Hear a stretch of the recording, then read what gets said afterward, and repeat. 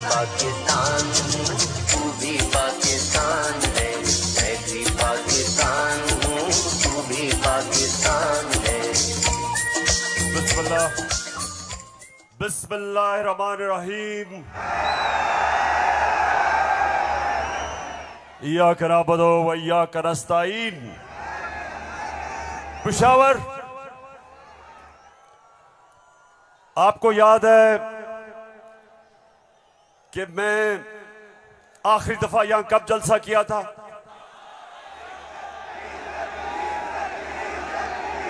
जब एक बैरूनी साजिश के तहत हमारी हुकूमत को गिराया गया, तो पहला जलसा मैंने उसके बाद अपने पेशावर की आवाम के पास आके किया। और माशाअल्लाह पेशावर, जब भी मैं आपको कॉल देता हूं, कभी आपने मुझे मायूस नहीं किया। बहुत बहुत शुक्रिया। अच्छा पेशावर, आज मैंने बात तो आपसे करनी थी सैलाब की। कल मैं सखर गया और मैं आपको यकीन दिलाता हूं कि अल्लाह ने हमारे पाकिस्तानियों को, खास तौर पे सिंध, बलूचिस्तान, डीजी खान, राजनपुर, डीआई खान, टांक और यहां ऊपर स्वात, गिलगित बल्तिस्तान, अल्लाह ने हमें बड़े इम्तिहान में डाला है। और सिंध में खास तौर पे मैं बात तो सिंध की करना चाहता था कि बहुत हमारे सिंध के पाकिस्तानी बड़ी मुश्किलों में हैं। लेकिन मैं आज बात करना चाहता हूं, जिस तरह का प्रोपेगेंडा चल रहा है, और खास तौर पे कल एक बड़ा मुनज़्ज़म प्रोपेगेंडा चला है, तो मैं उसके ऊपर पहले बात करूंगा और फिर आपसे पेशावर मजीद बातें होंगी। सबसे पहली चीज, मेरे पाकिस्तानियों, हम सबको एक चीज समझनी चाहिए कि कोई कौम, पेशावर, मेरी कोशिश ये है कि मेरा ये सारे जो नौजवान यहां खड़े हैं, मैं आपकी तरबियत भी करूं, आप में सियासी शऊर पैदा करूं, आपको समझाऊं कि हकीकी आजादी क्या है, आपको समझाऊं कि ला इलाहा इल्लल्लाह ये कैसे एक इंसान को आजाद करता है। कैसे जब अल्लाह से आप दावा करते हैं कि अल्लाह तेरा सिवा कोई खुदा नहीं, तो आप अपनी वो जंजीरें तोड़ते हैं जो इंसान को जमीन पे रखता है, इंसान की परवाज रोकता है। ये जंजीरें परवाज रोकती हैं इंसान की, उसकी अजमत की। और मेरे नबी सल्लल्लाहु अलैहि वसल्लम ने मदीना में ला इलाहा इल्लल्लाह से इंसानों को आजाद कर दिया। छोटे इंसान बड़े इंसान बन गए। वो अरब जिनकी कोई हैसियत नहीं थी, चंद सालों में, पेशावर, चंद सालों में दुनिया की इमामत की उन्होंने। ये तारीख का हिस्सा है। और मेरी भी कोशिश है कि मैं अपनी कौम की जो जंजीरें बंधी हुई हैं जमीन से, जो हम ऊपर परवाज नहीं कर पा रहे, मेरी भी कोशिश ये है कि मैं अपने नबी सल्लल्लाहु अलैहि वसल्लम की सुन्नत पे चलते हुए अपनी कौम को जगाऊं और कौम को आजाद करूं, ताकि ये जंजीरें टूटे और मेरी कौम ऊपर परवाज करे। तो सबसे पहले ये जो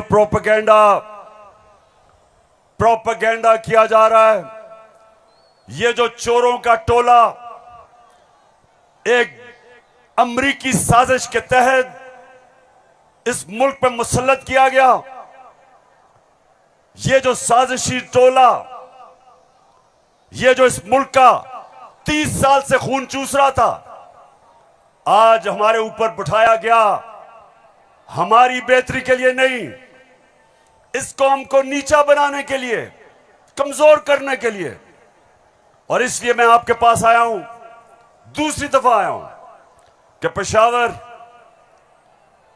मैंने इंशाअल्लाह आपको अपनी हकीकी आजादी की तहरीक में शामिल करके पाकिस्तान को एक अज़ीम कौम बनाना है, जो इल्लामा इकबाल की ख्वाब थी। वो कौम जो कि इंशाअल्लाह वर्ल्ड लीडर्स बनाएगी, जो खुशहाल होगी, जिधर हरे पासपोर्ट की दुनिया इज्जत करेगी, जिधर जब और इंशाअल्लाह एक दिन आएगा जब हमारे पाकिस्तान से बाहर जाएंगे तो दुनिया कहेगी कि वो देखो पाकिस्तानी आ रहा है।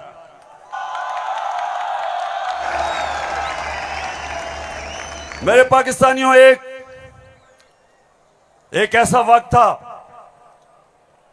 कि अरब ताजिर, मुसलमान ताजिर जब मलेशिया और इंडोनेशिया गए तो कोई मुसलमान फौज नहीं गई थी इंडोनेशिया और मलेशिया। मुसलमान ताजरों का किरदार देख के, मुसलमानों के ताजरों की सच्चाई देख के, सादिक और अमीन ताजरों ने अपने किरदार से लोगों को मुसलमान किया।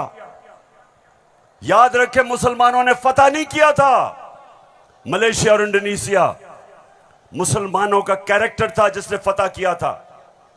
मैं वो चाहता हूं कि वो हमारे पाकिस्तानी बने कि जब आप दुनिया में जाएं तो लोग आपकी इज्जत करें, आपके पासपोर्ट की इज्जत करें। और वो कभी नहीं होगा जब तक आपके ऊपर ये चोर बैठे हुए हैं।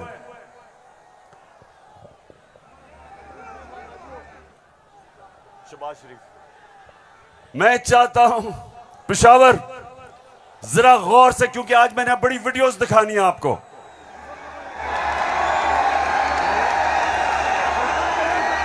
आज आप ये जलसा पूरी तरह आपकी तरबियत भी होगी और आप एंजॉय भी करेंगे। तो मैं जो आपको कह रहा था, फिर से मैं जो आपको कह रहा था कि मैं चाहता हूं कि मेरी कौम एक खुददार, गैरतमंद कौम हो, क्योंकि ला इलाहा इल्लल्लाह इंसान को गैरत देता है। जो ला इलाहा इल्लल्लाह दिल में जिसके चले जाता है वो किसी झूठे खुदा के सामने नहीं झुकता।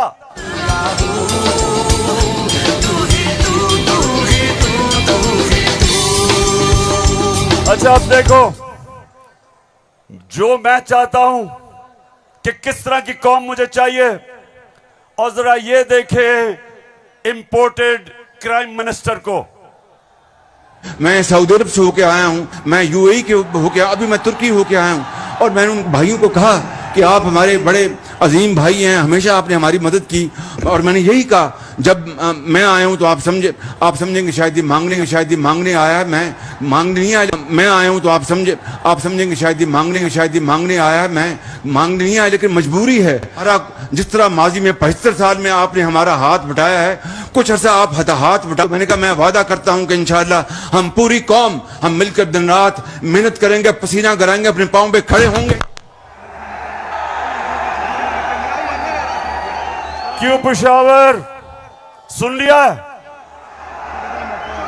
ऐसे आदमी को आप अपना प्राइम मिनिस्टर मानते हो?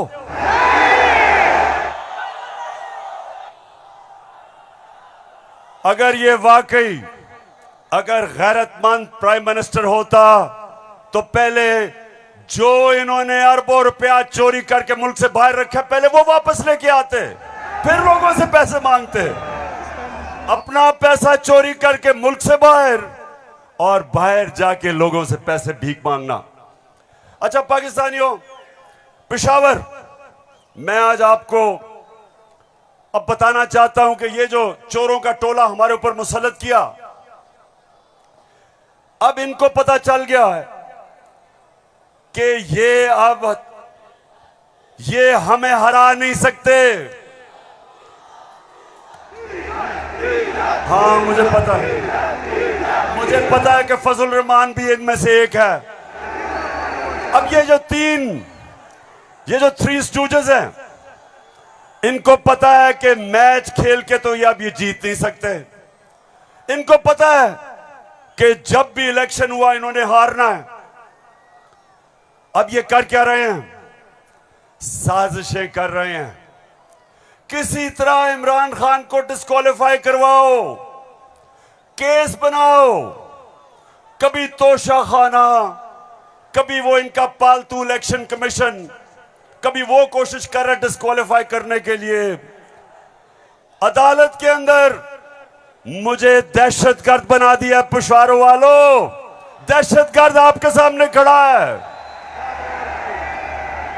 कोशिश है कि किसी तरह बस इमरान खान मैच ना खेले। ये वैसे ही है, जब हम छोटे थे क्रिकेट खेलते थे तो जब एक टीम हारने लगती थी वो विकेटें उठा के ले जाती थी। अब ये यही कर रहे हैं, मैच खेल नहीं सकते, किसी ना किसी तरह बस इमरान खान को बाहर निकालो टीम से। दूसरी चीज, और ये उससे खतरनाक चीज कर रहे हैं, पेशावर ये कोशिश कर रहे हैं कि किसी तरह पाकिस्तान की सबसे बड़ी जमात,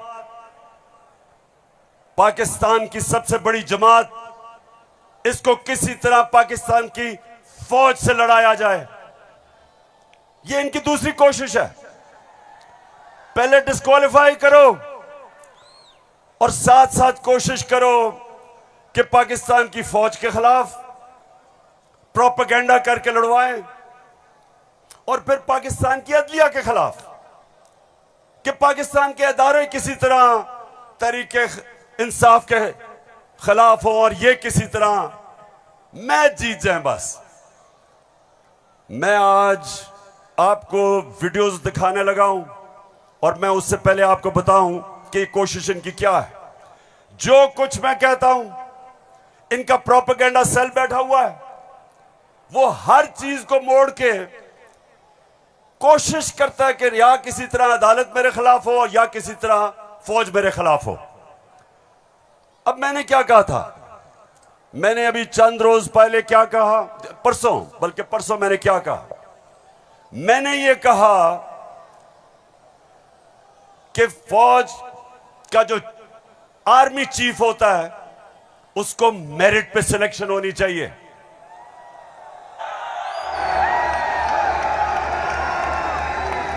अब मुझे यह बताओ कि कोई भी किसी का खैर ख्वाह होता है, वो हमेशा चाहेगा अगर इदारा मजबूत करना है मेरिट पे सिलेक्शन हो। यह दुनिया का असूल है। आपने अगर फैक्ट्री सही चलानी है, ऊपर मेरिट पे आदमी बिठाओ। आपने अगर मुल्क को ऊपर लेके जाना है, क्रिकेट टीम अच्छी बनानी है, तो मेरिट के ऊपर सिलेक्शन हो। इसमें क्या गलत बात की थी? और मैंने साथ ये कहा था कि नवाज शरीफ और आसिफ जरदारी, ये किसी सूरत इन दो डाकुओं को पाकिस्तान का आर्मी चीफ नहीं सिलेक्ट करना चाहिए।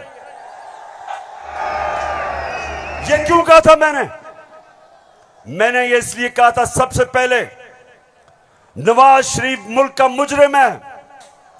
अरबों रुपए की प्रॉपर्टीज बाहर इसकी पैनामा में पकड़ा गया, सजा हुई इसको। झूठ बोल के मुल्क से बाहर भागा, मफरूर है। मुझे यह बताएं पेशावर, जरा मुझे यह बताएं कि क्या एक चोर को, एक मफरूर को, एक भगौड़े को जो मुल्क से बाहर पैसा ले जाता है, क्या उसको पाकिस्तान का आर्मी चीफ सिलेक्ट करना चाहिए? जरा मुझे बताएं। और इधर बात खत्म नहीं होती। दूसरी, डॉन लीक्स डॉन लीग्स क्या थी? हिंदुस्तान पाकिस्तान की फौज को कह रहा था यह दहशतगर्दी कर रही है। हिंदुस्तान उस वक्त के पाकिस्तान के सिपा सलार रहील शरीफ को कह रहा था यह दहशतगर्दों का सरदार है। और डॉन लीग्स में क्या चीज सामने आती है? बजाय नवाज शरीफ और नून लीग अपनी फौज के साथ खड़े हो, वो हिंदुस्तान को पैगाम पहुंचाते हैं कि जी हम कुछ नहीं कर रहे, फौज सब कुछ कर रही है। अपने से फौज को अलग कर लिया। काठमांडू में सार्क मीटिंग में बरका दत्त किताब में लिखती है कि नवाज शरीफ छुप छुप के नरेंद्र मोदी को मिल रहा था अपनी फौज से डर के। और दूसरी तरफ आसिफ जरदारी वो अमेरिकनों को कहता है, अपने अमेरिका में पाकिस्तान का एम्बेसडर हुसैन हक्कानी वो जाके अमेरिकनों को एडमिरल मलन को कहता है कि जनाब गवर्नमेंट को और जरदारी की गवर्नमेंट को पाकिस्तान की फौज से बचा लो। ये वो लोग हैं, बताओ मुझे, ये आर्मी चीफ सेलेक्ट कर सकते हैं? क्या हम इतने अहम ओहदे इन दोनों चोरों के हाथ में देंगे? नहीं देंगे। लेकिन तीसरी चीज पेशावर सुनो, इन्होंने सबको, मैंने बार बार आपको वो मुरासला दिखाया जो अमरीकी अंडर सेक्रेटरी ने धमकी दी पाकिस्तान को, पाकिस्तान के एम्बेसडर असद मजीद को, कि अगर तुमने इमरान खान को ना हटाया तो पाकिस्तान को मुश्किलों का सामना करना पड़ेगा। और नो कॉन्फिडेंस मोशन में अभी टेबल नहीं हुई थी तब वो धमकी देता है। और सबको पता है उसके बाद क्या हुआ। नो कॉन्फिडेंस आता है, चोरी के पैसे से मेंबर पार्लियामेंट खरीदे जाते हैं, करप्शन के पैसे से लोटे बनाए जाते हैं। और आपका भी एक बहुत बड़ा लोटा था। कौन लोटा था आपका? एक ही पख्तूनख्वा से लोटा आया और बहुत बड़ा लोटा था वो। लोटों पे पैसा चलता है, लोटों पे नोट चलते हैं। और उसके बाद हमारी हुकूमत गिराई जाती है और इनको इंपोर्टेड हुकूमत ऊपर लगाई जाती है। और मेरा तीसरा सवाल है कि क्या वो लोग जो बाहर से मुसल्लत किए गए हैं, जिनके पैसे और दौलत बाहर पड़ी है, क्या उनको पाकिस्तान के आर्मी चीफ को अपॉइंट करना चाहिए? बताओ। तो मैंने ये कहा और कहते कि जनाब इमरान खान तो फौज के खिलाफ है। अभी चलो, अब मैं चाहता हूं ये नून लीग के दो, एक वजीर और एमएनए, जरा आप इनकी वीडियो देखें और उसके बाद बात करता हूं। सियासी मामला थे और जिस तरफ इस साल के आखिर में एक बड़ी तब्दीली आनी थी, उसमें तो ये नजर आ रहा था कि इमरान खान का जो गठजोड़ है ये तो अगले 15 साल रहेगा अगर इस तरह हालात रहे। और जिस तरह के उनके प्रोग्राम थे, हम सब ने डिस्क्वालीफाई होना था इस साल के आखिर में, तमाम जो अपोजिशन की लीडरशिप है। अच्छा, उनका तो ख्याल था कि मैं सफाया कर दूंगा, मैं किसी को नहीं छोड़ूंगा। तो ये आपका खदशा है? मालूमात है जी, हमारी सीरियस मालूमात आपके ख्याल में जो आप ये लोगों को भूल जाता है, लेकिन कुछ माह पहले जो कहा कि हम नैब के कुछ 100 जज और हायर कर रहे हैं और हम सारे केसों को एक्सप्लाइट करेंगे, तो उस मैथ्स लेवल के ऊपर, मैथ्स लेवल पे डिस्क्वालिफिकेशन होनी थी। बिगिनिंग शहबाज शरीफ डाउनवर्ड, शाहजाद खान अब्बासी, हसन इकबाल और ऑल ऑफ अस, सिर्फ मुस्लिम लीग नून की नहीं। आपके ख्याल में जो कोलिशन बनी है वो इसी वजह से बनी है कि इमरान खान साहब के तो फाशिस्ट प्लान्स थे ना इस मुल्क के ऊपर हमला करने के। तो लिहाजा ये आज मुश्किल जरूर है, लेकिन ये हमें याद रखना है जब हम मुआशियत की डिस्कस करते हैं कि यहां जमहूरियत का, हाकमियत का और वफाकियत का मामला भी मौजूद है, जिसको हमें साथ लेकर चलना है। तो इसलिए एक लार्जर कॉन्टेक्स्ट में सियासी मामला कि जो हमें लोग कहते थे, डराते थे, दबाव में लाते थे इस बात पे कि अगर फौरी तौर पर अदम एतमाद करके आप हुकूमत में ना आए तो फलां आ जाएगा, फलां बैठ जाएगा किसी चेयर पे।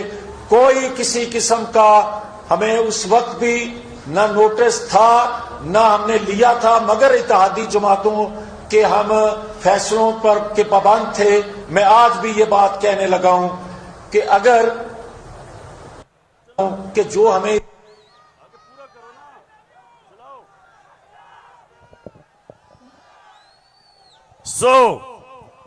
इसलिए ये हुकूमत हमारी गिराना चाहते थे कि इमरान खान एहतसाब ना कर दे।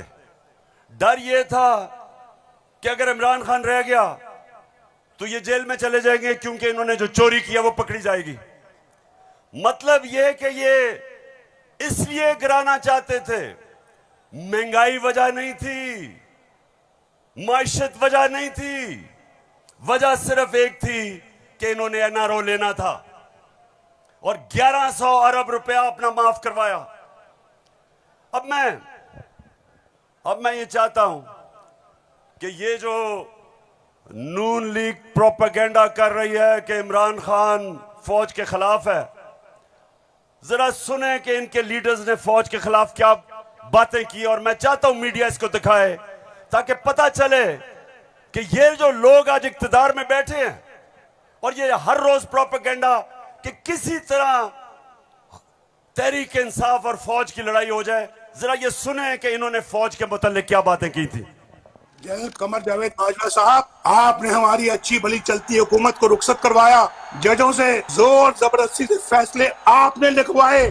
फौज के जवानों और अफसरों के नाम जब आप किसी फर्द वाहिद या मफाद परस्त टोले के लिए आइन तोड़ने के मुर्तकिब होते हैं, वहाँ आप खुद अपनी कौम को, अपने मुल्क और अपने लोगों को आइन शिकनों के रहमो करम पर छोड़ रहे होते हैं। हाँ, नवाज शरीफ ने ये जरूर किया कि उसने किरदारों और इदारों के दरमियान एक वाज़ेह लकीर खींच दी है। एक या दो अफराद इदारा नहीं हुआ करते, एक या दो अफराद इदारों की बदनामी का बायस बना करते हैं।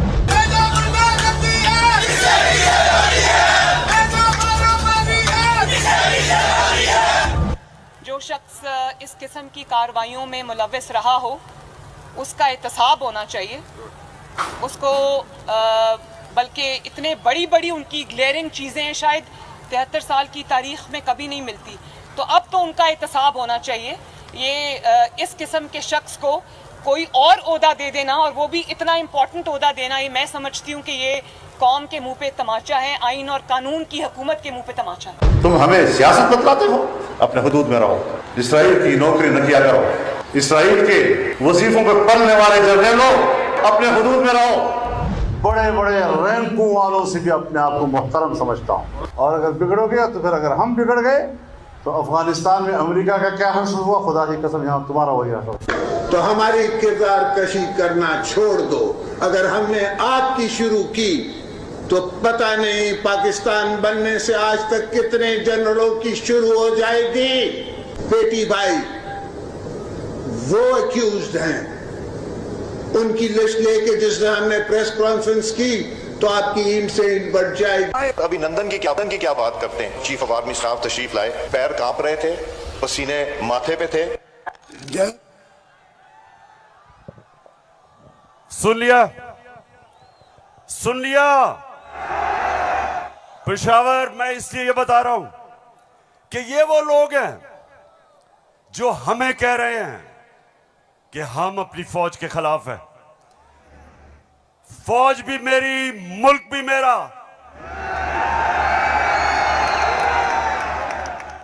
जितने इदारे मजबूत होंगे मुल्क मजबूत होगा, अदलिया मजबूत होगी मुल्क मजबूत होगा, फौज मजबूत होगी, हम आजाद हो सकेंगे। हम अपनी आजादी, हम किसी के सामने झुकेंगे नहीं, कोई मुल्क हमें फतह नहीं करेगा। जिस तरह सारी मुसलमान दुनिया में आज अजाब आया हुआ है, सोमालिया से लेके, लिबिया से लेके, सीरिया से लेके, सारी मुसलमान, अफगानिस्तान में क्या हुआ, यमन में, सारी मुसलमान दुनिया में किस तरह का अजाब आया, और हम वो पाकिस्तान है जो एक मजबूत फौज की वजह से बचे हुए हैं। तो नून लीग वाले ये समझ जाओ कि हम वो लोग हैं जो इस मुल्क के इदारे मजबूत करेंगे। और कभी अगर कोई तनकीद करते भी हैं अपनी फौज के लिए उसकी बेहतरी के लिए करते हैं, तामीरी तनकीद करते हैं। अब वो चलाओ।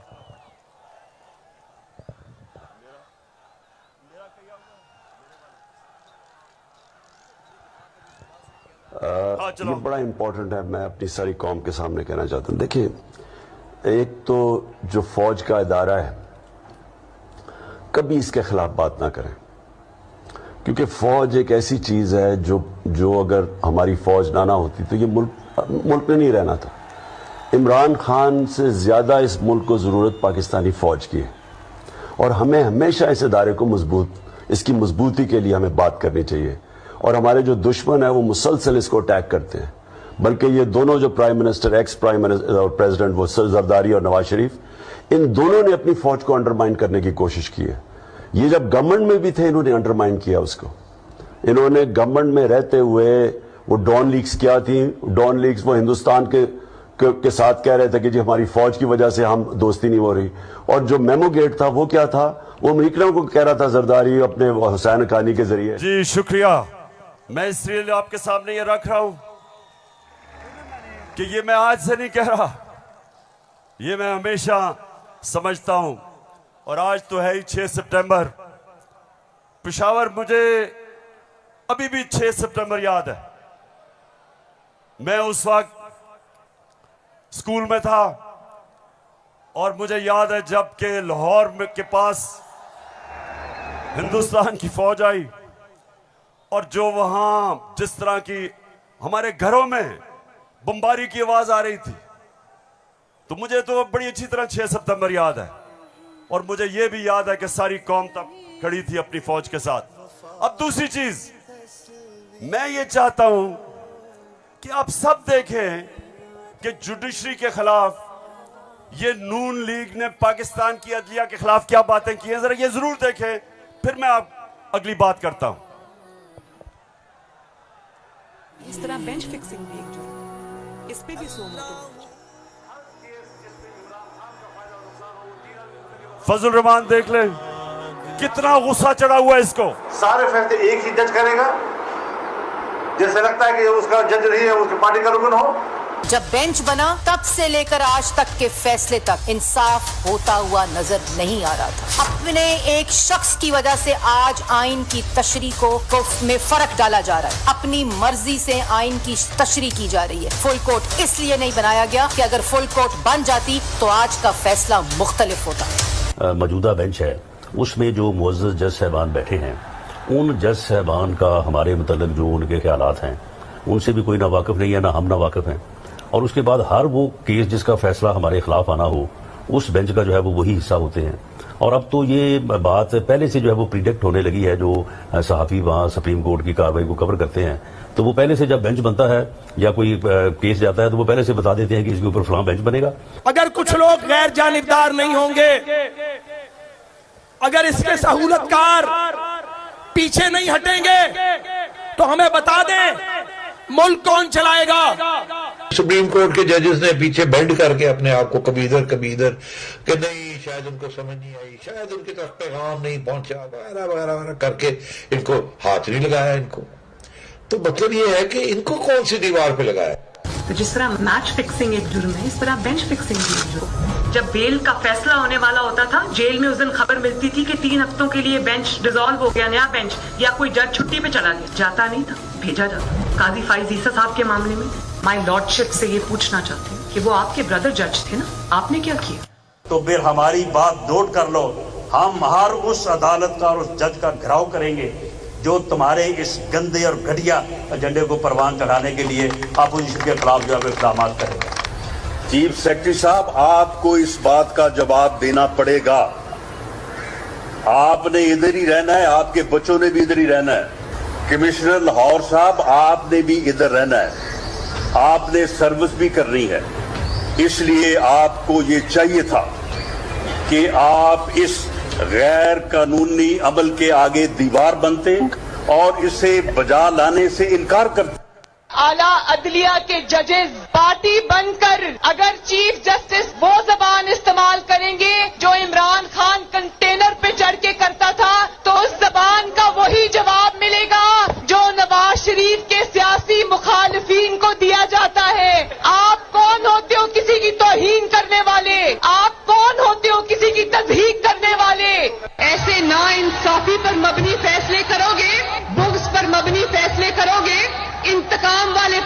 करोगे तो कौन इज्जत करेगा आपकी?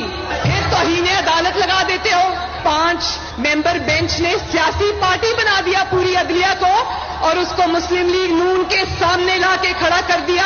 क्या बताओ, मुल्क की सबसे बड़ी अदालत की इससे भी बड़ी तौहीन हो सकती है कोई? हम आपकी इज्जत करना चाहते हैं, आप भी तो अपनी इज्जत करवाओ। तो जस्टिस अजमत सईद साहब जो है उनको कौन नहीं जानता। पर्सनली जाती तौर पे असरअंदाज होकर उन्होंने JIT बनवाई। बदनाम जमाना JIT को आज तक व्हाट्सएप।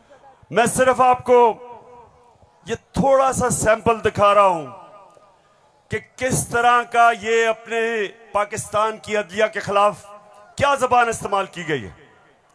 और मैं अपना आपको बता दूं, आज से 26 साल पहले जब मैंने सियासत शुरू की तो उसको इंसाफ की तहरीक का, आजाद अदलिया के लिए सबसे पहले हम खड़े हुए। जेल में वाहिद सियासी लीडर था जो आजाद अदलिया के लिए जेल में गया। 2008 की इलेक्शन बॉयकॉट की अपनी अदलिया के लिए। उसके बाद जब हम इक्तदार में आए तो इस्लामाबाद में 50 साल के बाद पहली दफा जुडिशल कॉम्प्लेक्स बनाया अपने जजेस के लिए।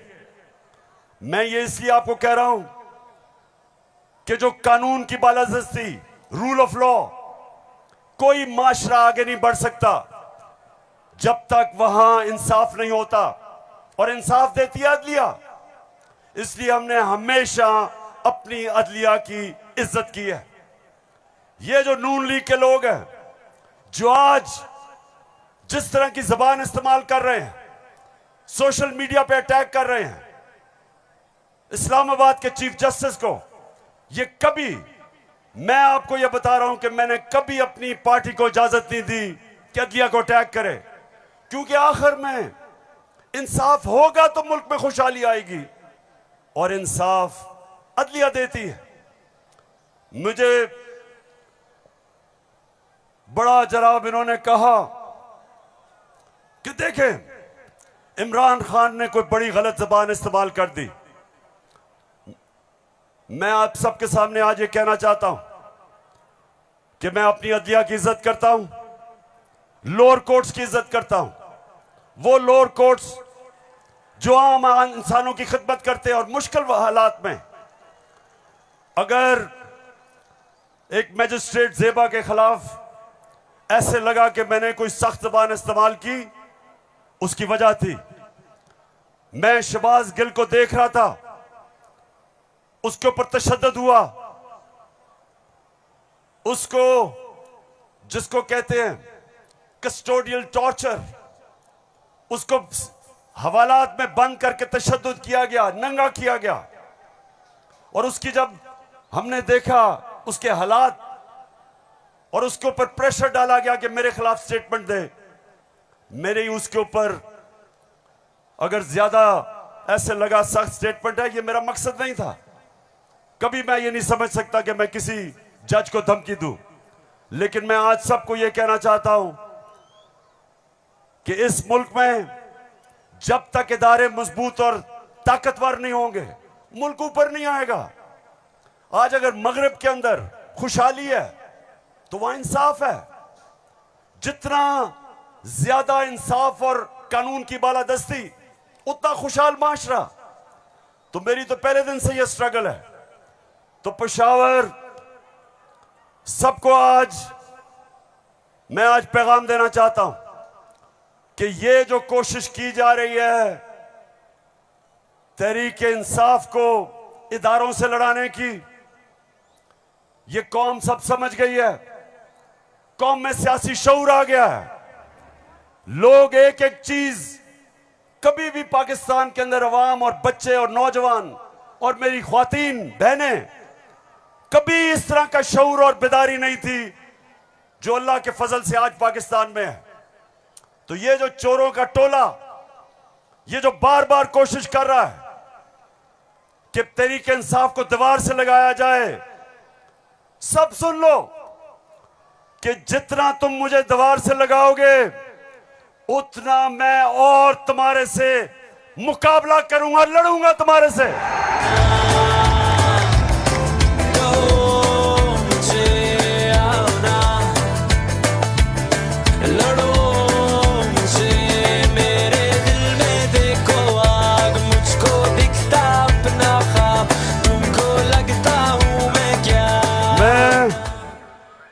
अपनी सारी कौम, सारी कौम के पास जा रहा हूं। 7 महीने से मैं पब्लिक में हूं, हर शहर में जा रहा हूं, अपनी कौम को तैयार कर रहा हूं कि मेरे पाकिस्तानियों, जब मैं तुम्हें कॉल दूंगा तुमने निकलना है मेरे साथ।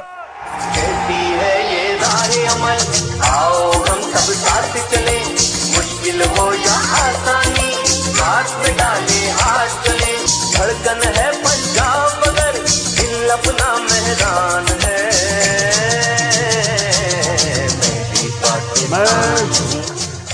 अच्छा पेशावर, जब हमें इन्होंने हटाया था, फिर से मैं आपको याद करा दूं, उस वक्त पाकिस्तान तेजी से तरक्की कर रहा था। जो इस हुकूमत ने जो किताब माइशत के ऊपर शाया की, जिसको कहते हैं इकोनॉमिक सर्वे ऑफ पाकिस्तान, उसके अंदर पाकिस्तान 17 साल के बाद सबसे तेजी से हमारी माइशत ऊपर जा रही थी। 5.6 और चौथे साल 6%। आज IMF कह रहा है, आलमी इदारा कह रहा है कि 6% से अब हमारी माइशत 1% से भी कम पे जा रही है। यानी माइशत सुकड़ रही है, बेरोजगारी बढ़ रही है, फैक्ट्रियां बंद हो रही हैं, किसान जिसने रिकॉर्ड पैदावार की थी उसकी पैदावार नीचे जा रही है, क्योंकि बिजली और फजल रहमान की कीमत ऊपर चली गई है। ट्यूबवेल के लिए जो डीजल चाहिए वो महंगा हो गया। बिजली, अच्छा बिजली के बिल जिन जिन के पास आए हैं, जरा मुझे हाथ खड़े करके बताएं, कभी पाकिस्तान की तारीख में इतनी महंगी बिजली नहीं थी। क्या हुआ कि 4 महीने में कौन सी क़यामत आ गई कि बिजली की कीमत 18 रुपए यूनिट से 36 रुपए यूनिट, और टैक्सेस मिला के 50 रुपए यूनिट पे बिजली पहुंच गई है। गंदम 850 रुपए पे 20 केजी मिलती थी, आज कराची के अंदर 2000 रुपए पे नहीं मिल रही। बलूचिस्तान में देखें गंदम की कीमत किधर गई। हमारे दौर में, ये जरा गौर से सुने, हमारे दौर में तेल इंटरनेशनल मंडी में 103 से 115 डॉलर पे बिकता था, आज वो पहुंच गया 96 डॉलर पे। तेल की कीमत इंटरनेशनल मंडी में कम हो गई है, लेकिन हमारे दौर में 1 लीटर पेट्रोल 150 रुपए और 1 लीटर फजल रहमान 145 रुपए, आज 234 पे पहुंच गया। बिजली दुगनी, पेट्रोल डीजल ऊपर, सब कुछ महंगा और रुपया गिर रहा है। IMF के प्रोग्राम के बावजूद रुपया गिर रहा है। IMF ये कहता है कि आगे पाकिस्तान के जो माशी हालात हैं वो और बिगड़ने वाले हैं, बिजली की कीमत अभी और बढ़ेगी, GST लगेगा 17%, कीमत और ऊपर, पेट्रोल डीजल और ऊपर। तो मेरे पाकिस्तानियों, आज हम नहीं, IMF कह रहा है कि पाकिस्तान श्रीलंका की तरफ जा रहा है, यानी माशी तबाही की तरफ जा रहा है। तो सवाल आज ये है कि वो कौन थे, वो कौन मुजरिम थे, कौन इस कौम के गद्दार थे जिन्होंने बैरूनी साजिश का हिस्सा बन के इस मुल्क में आपकी हुकूमत कराई और इन चोरों को लेके आए।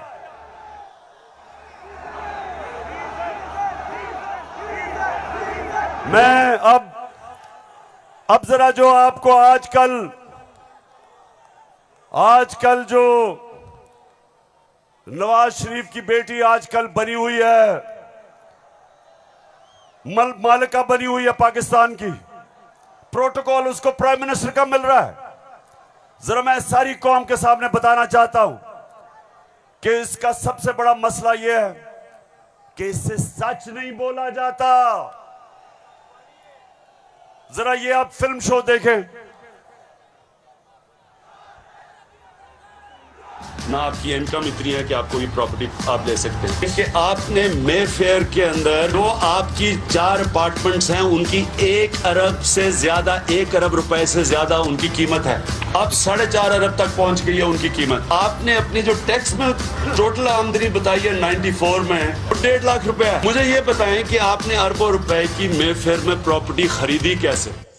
सुन लिया, ये आज से 10 साल पहले मैंने पूछा कि बताएं आपने आमदनी तो अपनी दिखाई नहीं, तो ये अरबों रुपए की बर्तानिया के सबसे महंगे शहर लंदन के सबसे महंगे इलाके में आपने अरबों रुपए की प्रॉपर्टी कैसे ली? तो जरा आप ये सुने, जवाब आता है। बात ये है कि जिन अरबों रुपए की मेफेयर की प्रॉपर्टीज की ये बात कर रहे हैं, ये तो पहले पता नहीं है। बताएं कौन सी प्रॉपर्टीज है, लाएं, दिखाएं, उसका कोई प्रूफ लाएं। सुन लिया, कहते किधर है ये प्रॉपर्टी, किसकी बात कर रहे हैं? अब ये जरा मरियम बीबी को भी सुन लो कि इस तरह मुझे लगा कि आप लोगों को बेवकूफ नहीं बना सकते। मेरी सेंट्रल लंदन में प्रॉपर्टीज तो दूर की बात है, मेरी पाकिस्तान में भी कोई प्रॉपर्टी नहीं है। मैं अपने वालिद के साथ है और मुझे समझ नहीं आई कि मेरी और मेरी वालदा की और बहन भाइयों की प्रॉपर्टीज ये कहाँ से निकाल के ले आए हैं। मेरे नाम पाकिस्तान में कोई प्रॉपर्टी नहीं है, ये तो इंग्लैंड की बात है।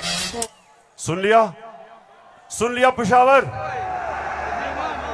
सुन लिया आपने, मेरी बहनों आपने सुन लिया कि लंदन तो छोड़े मेरी पाकिस्तान में भी कोई प्रॉपर्टी नहीं है। मेरे तो बहुत बुरे हालात हैं।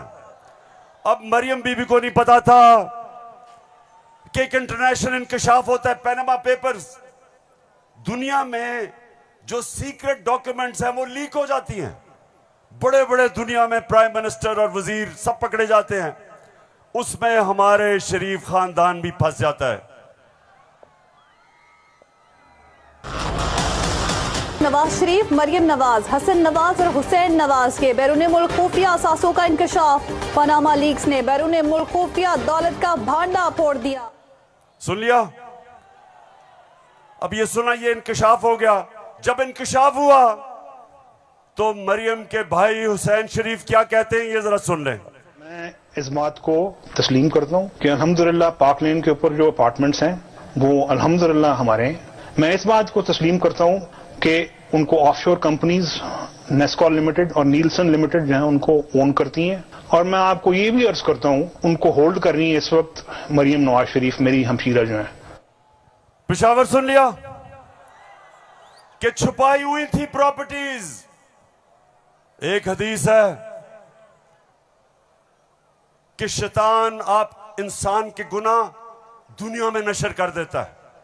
वो दुनिया में नशर हो गए, उन्होंने कहा हमारी प्रॉपर्टीज नहीं, प्रॉपर्टी सामने आ गई। अब ये मैं आपको समझाने की कोशिश कर रहा हूं। असल में नवाज शरीफ की प्रॉपर्टी थी, मरियम बेचारी के पास किधर से पैसा आया? पैसा तो नवाज शरीफ का था। क्यों छुपा रहा था? क्योंकि आपके चोरी का पैसा था, अवाम से पैसा चोरी किया था। चोरी और करप्शन में क्या फर्क?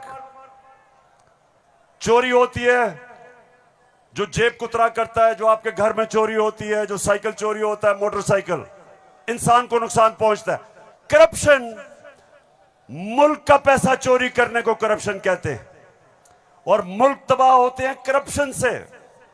जो पैसा आपकी तालीम पे, अस्पतालों पे, सड़कों पे, गुर्बत कम करने पे, जो पैसा वहां खर्च करना होता है इनकी जेबों में चला जाता है, मुल्क से बाहर चला जाता है। इसलिए कौम में गरीब इसलिए नहीं होती कि उनके पास वसाइल नहीं है, असासे नहीं है। कौमें गरीब तब होती हैं जब उनके अपने सरबराह मुल्क को पैसा चोरी करके बाहर ले जाते। तो ये जो आज हमारे ऊपर मुसल्लत किए हुए हैं, सारी कौम तैयार हो जाए। मैं कभी इनको कबूल नहीं करूंगा, मैं कभी इनकी गुलामी कबूल नहीं करूंगा। खबर तकम इस्तोर माल रोड़ा